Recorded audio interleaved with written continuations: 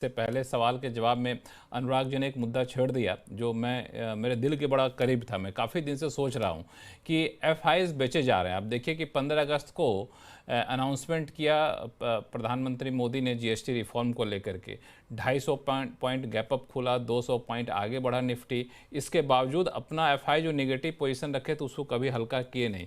FIIs बेचे जा रहे हैं, प्रोमोटर भी बेचे जा रहे हैं, ठीक ठाक कंपनियों को प्रोमोटर बेचे जा रहे हैं। तो जब प्रमोटर के बारे में कहा जाता है कि वो अपनी कंपनी का प्रमोटर अपनी कंपनी से बेहतर कौन जानता है, जब उसे लग रहा है कि अब इससे ज़्यादा शेयर ऊपर नहीं उठेगा, बेच के निकल चले थोड़ा बहुत, एफआई बेच रहे हैं, तो खरीद कौन रहा है? खरीद तो डीआई रहा है, और ज़्यादातर म्यूचुअल फंड के जरिए कहें या फिर डायरेक्ट कहें रिटेल इन्वेस्टर्स खरीद रहा है। तो मेरे मन में सवाल उठा है कि रिटेल इन्वेस्टर्स जो है वाकई वैल्यू बाइंग कर रहा है या फिर सिर्फ देख रहा है चार्ट में से सस्ता मिल रहा है ले लो, या फिर ऐसा तो नहीं कि फंसता जा रहा है यहाँ पे? अनुज जी, आपकी क्या राय है इस पर? देखिए, रिटेल के पास पैसा बहुत है और मार्केट में वो पैसा डाल भी रहा है। आपने month after month mutual fund के डेटा देखे हैं। देखिए लक्ष्मण जी, एक एजम्पशन होती है कि प्रमोटर से ज़्यादा अपनी कंपनी के बारे में कोई नहीं जानता, लेकिन वो ज़रूरी नहीं है। इसका सबसे बड़ा एग्जांपल है टाटा सन्स ने टीसीएस में कितनी बार स्टेक बेचा और हर बार स्टॉक उससे कहीं ऊपर गया। तो कई बार प्रमोटर अपने वेरियस फैक्टर्स की वजह से बेचते हैं और ज़रूरी नहीं है कि एक अच्छा प्रमोटर एक अच्छा मार्केट टाइमर भी हो। अब कई बार ऐसा होता है कि प्रमोटर के बेचने के बाद, सबसे बड़ा एग्जांपल देता हूं मैं आपको, वर्लपूल का। जो पहली ट्रांजैक्शन हुई थी वर्लपूल की, जब उन्होंने बेचा कि हमारा स्टॉक बहुत महंगा हो गया है, 1 साल के अंदर वो स्टॉक डबल हो गया था। तो ये चीज़ें क्या होती हैं कि एक पर्सपेक्टिव होता है। बुल मार्केट में ये चीज़ें होती हैं। बुल मार्केट में प्रमोटर्स अपने हिस्सा हायर लेवल पे बेचते हैं। बेयर मार्केट में प्रमोटर्स अपने स्टॉक को खुद बाय करते हैं, बाय बैक करते हैं या ओपन मार्केट से लेते हैं। ये part and parcel of the game है और हर प्रमोटर का अपना एक अलग नज़रिया होता है। आज जो अपोलो हॉस्पिटल में ब्लॉक डील हुई, उसमें प्रमोटर्स ने उसको यूज़ किया डेट कम करने के लिए। तो आई डोंट थिंक कि सिर्फ इस फैक्टर को लेकर आप ये बोल सकते हैं कि क्या रिटेल कहीं फंसने तो नहीं जा रहा है। कई बार ऐसा हुआ है कि प्रमोटर्स ने स्टॉक बेचा है और उसके बाद भी स्टॉक काफ़ी ऊपर गया है। कई बार ऐसा हुआ है कि प्रमोटर्स ने अपना स्टॉक खरीदा है और उसके बाद भी स्टॉक वहाँ से नीचे आया है। हालांकि काफ़ी अच्छे एग्जाम्पल आपने दिए हैं वैसे कि प्रमोटर बेच रहा है, इसका मतलब इवन एक रिटेल इन्वेस्टर यहाँ फंस रहा है। अनुराग सिंह साहब कुछ ऐड करेंगे इसमें? नहीं नहीं, बिल्कुल ठीक है। देखिए, तभी तभी इन्वेस्टर को अपना एनालिसिस करना चाहिए। मेरा ब्रॉडर पॉइंट सिर्फ ये था कि प्रिडिक्टेबल बायर किसी को भी नहीं होना चाहिए। अगर आप प्रिडिक्टेबल बायर हो जाएंगे तो फिर आपका फायदा कोई ना कोई उठाएगा ही। तो it is fine and that's why do not worry. FII बेच रहा है, अगर कल दाम बढ़ते हैं तो नुकसान तो उन्हीं का है ना। और अगर आपको एफआईआई को फॉलो करना है तो आपके पास भी ऑप्शन है, ना खरीदिए। नहीं खरीदने का ऑप्शन इन्वेस्टर के पास हमेशा है।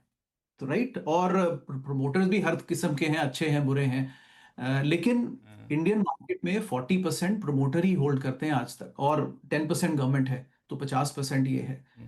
तो अगर आप कल रिच बनेंगे इस मार्केट में, तो ये देखिए कि वो जिसके पास एग्जिस्टिंग स्टॉक है 50%, पहले वो रिच बनेगा।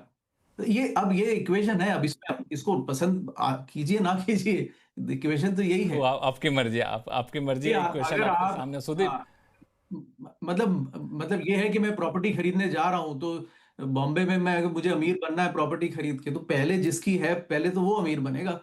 आप कल बनेंगे नहीं बनेंगे, आप, ये मैटर नहीं करता है कौन। आपका या, जी। सुदीप बंदोपाध्याय जी, बड़ा इंटरेस्टिंग सा मामला है ये। अलग अलग एग्जाम्पल दिया, पहले अनुराग जी ने और उससे पहले अनुज जी ने। आप कैसे देखते हैं इन सारे सिनेरियो को?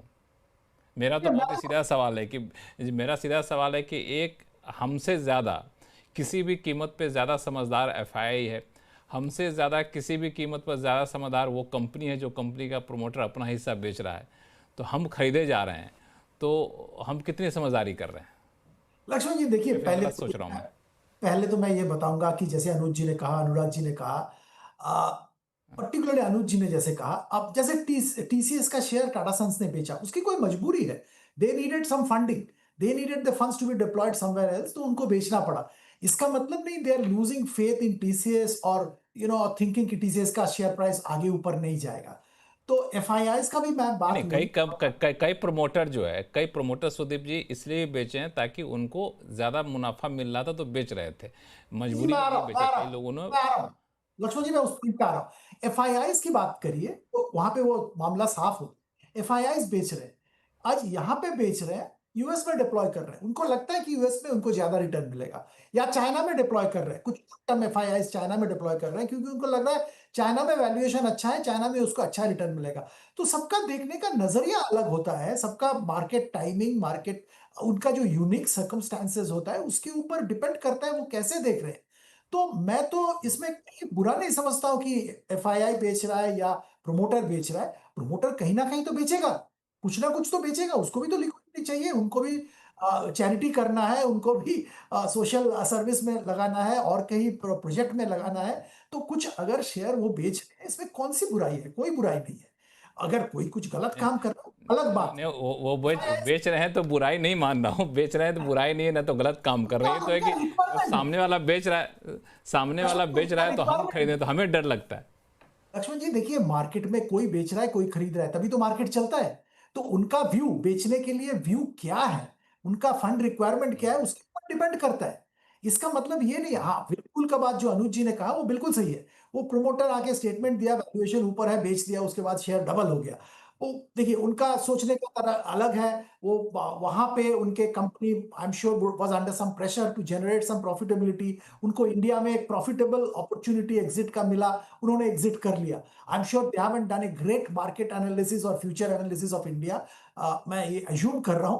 तो ये ऐसे कुछ इंस्टेंसेस हैं, पर इसका मतलब ये नहीं है कि कोई बेच रहा है इसका मतलब हम खरीद रहे हैं तो हम गलत काम कर रहे हैं, ऐसी कोई बात नहीं है। मेरा व्यू लॉन्ग टर्म है। ऐसी आज कोई बात कोई प्रमोटर बेच रहा हम है, आज कोई प्रमोटर बेच रहा है, हाँ, वो कुछ पैसा उसको चाहिए, नहीं ले जाना है, मेरा व्यू लॉन्ग टर्म का है, उसी शेयर मैं खरीद रहा हूं, कोई बुराई नहीं हम्म, है। ऐसा नहीं कि मुझे कल सुबह एग्जिट करना है, मैं लॉन्ग टर्म व्यू लेके मैं यहाँ पे खरीद रहा हूँ, कौन सी बुराई है? हम्म, आज ये भी बताऊंगा, मैंने ये लॉजिक आपको दिया था कि शायद मार्केट का वैल्यूएशन थोड़ा ऊपर है, तो बट अब देखिए मार्केट का वैल्यूएशन ऊपर है, मैं किसी शेयर को 20 मल्टीपल पे खरीद रहा हूं, और अनुराग जी जो कह रहे हैं कि 10% रिटर्न एक्सपेक्ट करना चाहिए, क्योंकि ये जो ग्रोथ इंडिया में है, जीडीपी प्लस इन्फ्लेशन वो 9-10 के पास है, तो 10 मिलना चाहिए।